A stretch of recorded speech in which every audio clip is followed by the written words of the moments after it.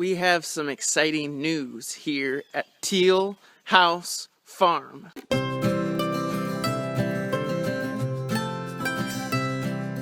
Tomorrow, we're going to go pick up some chickens. We found some folks not far from here selling Buff Orpington chickens, and they've got 7 hens and a rooster. So we're gonna go pick those up tomorrow. But that leaves us with one very big problem. We do not have a chicken coop. So my goal the next 2 days, today and tomorrow, is to try and fashion together some kind of chicken coop that's going to keep these chickens safe. Anyways, we're stoked, we're pumped about this, so we gotta get to it and see how much we can get done today. The other thing that I have hemmed and hawed over for a long time trying to figure out is what kind of a system are we going to set up for our chickens. I think for right now the cheapest and quickest thing to do is to set up a static coop that doesn't move, and we'll just let our chickens free range. So that's going to be the goal for right now. Eventually, if we feel like we want to change that, we can. It's not a big deal, but that's what we're doing right now because it's the cheapest and fastest option. The part that stinks about having to get this done today is that it's like 40 something, I don't know, maybe 43 is the high today, and it's supposed to rain all day, so it's just kind of wet and muddy out. Like always, I'm using whatever scrap lumber I can find around this place. I think for right now I'm gonna make it a 4x8 hut, I guess is what you'd call it. I know I could probably get away with only 7 chickens.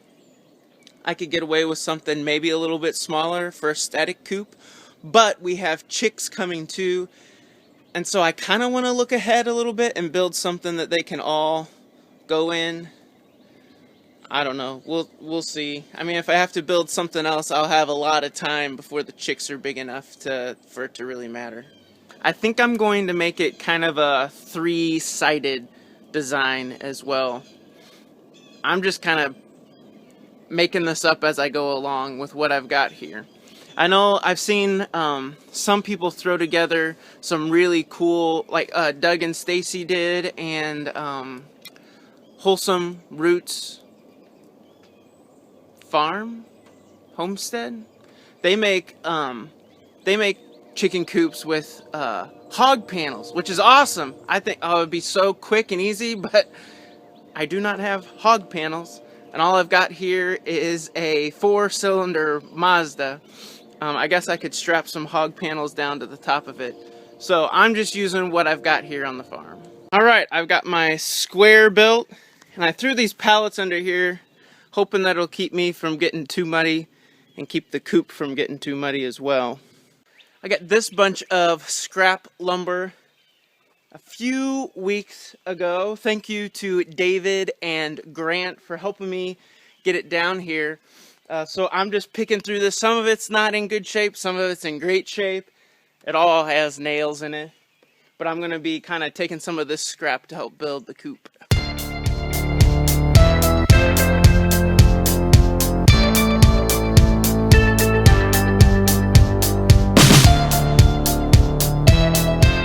Yeah, I'm going to have to redo that board there because it's definitely crooked. But here's my plan. This is going to be the back side, and I'm just going to put a sheet of plywood back there, or a sheet of my roofing that I got in the back there. And then the 2 sides, this side and that side, I'm going to put plywood. Here I'm going to have a little door for the chickens to go in and out. On this side, I'm going to put, I think, 3 nest boxes with a little door so we can get to them. And then here on the front, I'm just going to put chicken wire, and the roof is going to kind of slant down. So it'll be 3-sided with a door here, a little door here to grab eggs. And then what I'd like to do in the future is put doors back here so I can get to all the chickens. So that's my, oh my goodness, the chickens are coming tomorrow plan. Is it beginning to look like a chicken coop? The girls are enjoying playing in it. You can kind of see what I'm doing now a little bit, maybe. Sorry I've not gotten much footage of me building. I'm kind of short on time, so I'm throwing it together real quick here today. Good morning from Teal House Farm. It's early and I just got the fire started. I've got a friend coming over today. We're doing a little experiment. We're going to try making some lye soap. I've been saving all our hardwood ash and a lot of our meat drippings. But before she comes over, I need to clarify the fat so it's nice and white, so we can have some whitish soap. And we basically just going to put all the fat I've been saving in a jar in the fridge in a big pot with some water, get it all heated up, and hypothetically, if I read this correctly, all of the impurities will drop to the bottom of the pot, and then the fat will rise to the top. So when it cools off, you'll have the nice clean fat on top and all the nasty stuff on the bottom. And then the stuff on the top is what we'll use to make soap. This is not going to be a how-to video because I have never done this before. And the lye still scares me a little bit because it is kind of dangerous. So I'm not going to try to vlog this and do this all at the same time. But if this batch works out, we will do a step-by-step video next time. And we'll give you some shots of us working along the way so you can kind of see what we're doing. So here we go.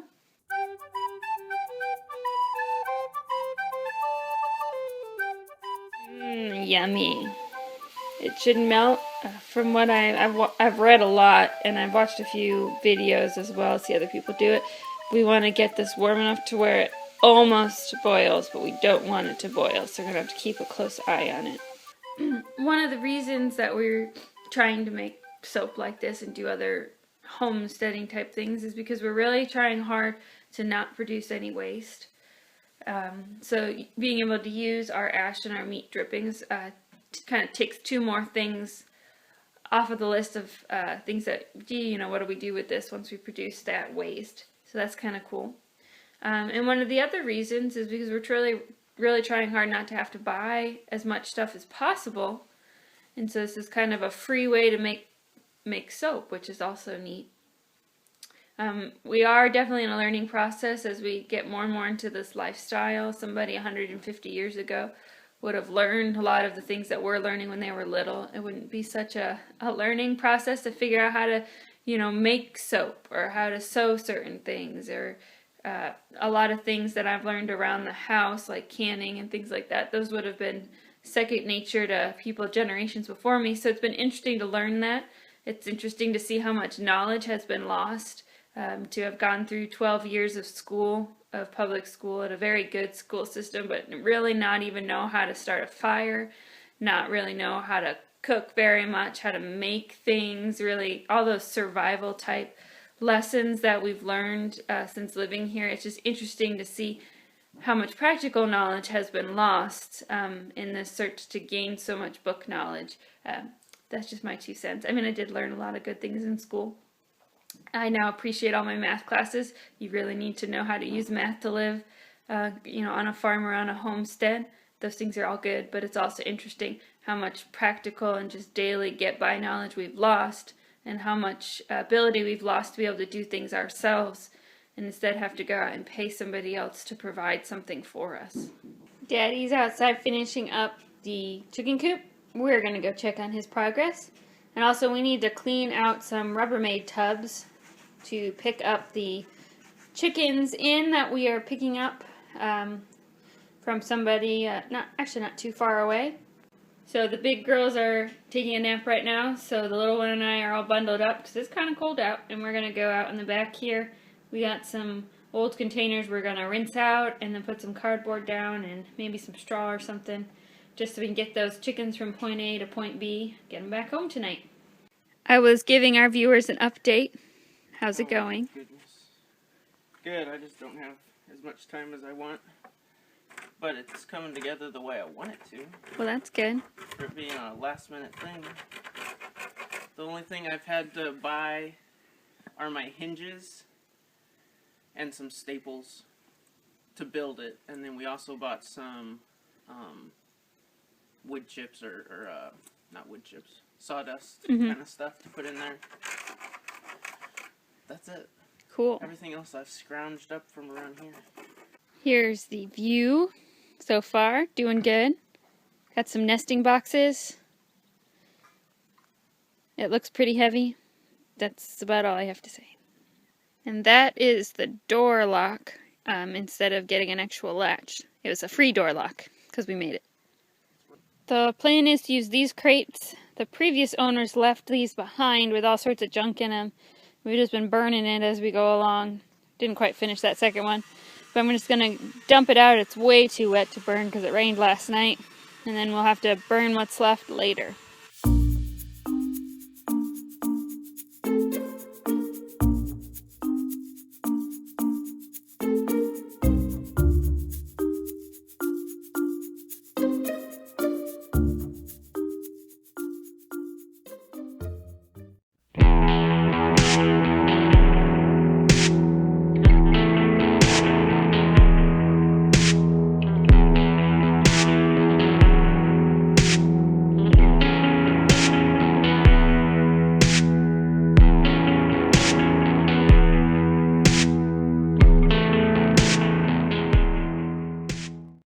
So Daddy is outside working hard making a chicken coop. And what are we doing, ladies?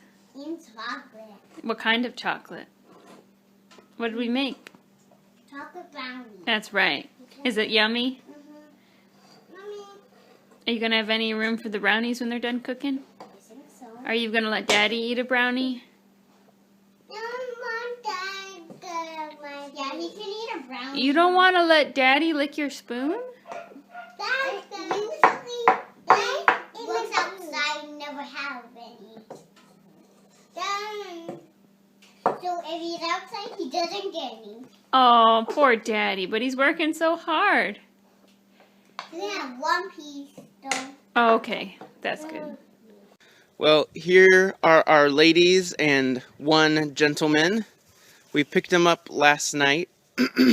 We've got 4 hens and a rooster that are about 7 months old. And then we've got 4 hens that are about a year old.